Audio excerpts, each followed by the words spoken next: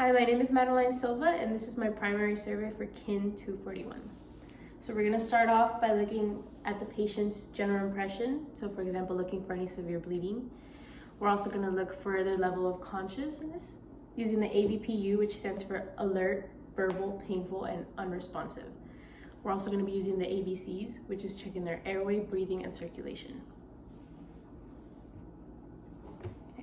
If the patient is unconscious, we're going to open their airway, look and listen for breathing, and check their pulse. If the patient is conscious, we're going to check their respirations for rate, rhythm, and their quality of breathing.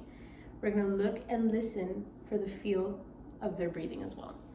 So first we want to look at the rise and fall of the patient's chest or abdomen. You can see that it's rising and falling. We're going to listen for sounds as the patient also inhales and exhales. And then we're going to count the number of times the patient breathes in 30 seconds and multiply that by 2. That's going to give us the number of breaths per minute. After we do this, we're going to record our findings. Moving on to C, we're going to check for their circulation. So by doing this, we're going to place 2 fingers on a major artery. So this can include the carotid arteries on the neck, the radial artery on the wrist, and then for infants, it would be the brachial artery on the inside of the upper arm. So to check the pulse rate,